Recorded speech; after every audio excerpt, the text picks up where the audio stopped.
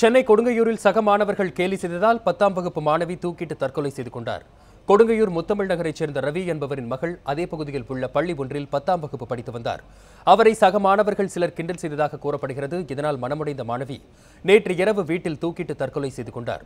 அவரது உடல் பிரேத பரிசோதனைக்காக ஸ்டான்லி மருத்துவமனைக்கு கொண்டு செல்லப்பட்டுள்ளது. இது தொடர்பாக கொடுங்கையூர் போலீசார் விசாரணை செய்து வருகின்றனர்.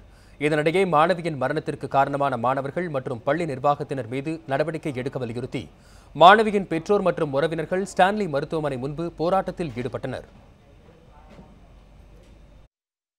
திங்கட்கிழமை இந்த வயிற்றுனாலேயே குழந்தை தடன்னு லூஸ் மோஷன் வந்துச்சு.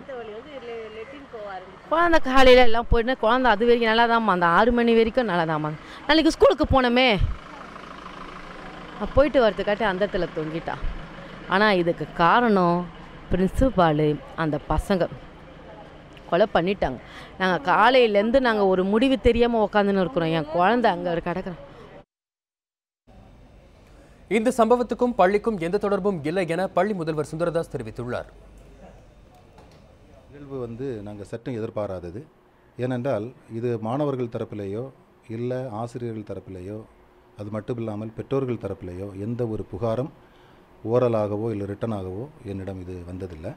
அப்படி வந்திருக்கும் பட்சத்தில் கண்டிப்பாக நாங்கள் இதற்கு உடனடியாக குழந்தைகளை கூப்பிட்டு அவருடைய பெற்றோர்களை கூப்பிட்டு கவுன்சிலிங் பண்ணி நாங்கள் உண்மையிலேயே இந்த ஒரு நிகழ்வு நடக்காதபடிக்கு நாங்கள் பண்ணியிருப்போம். இந்த இறப்பிற்கும் இதற்கும் இந்த பள்ளிக்கூடத்திற்கும் எந்த சம்பந்தம் கிடையாது.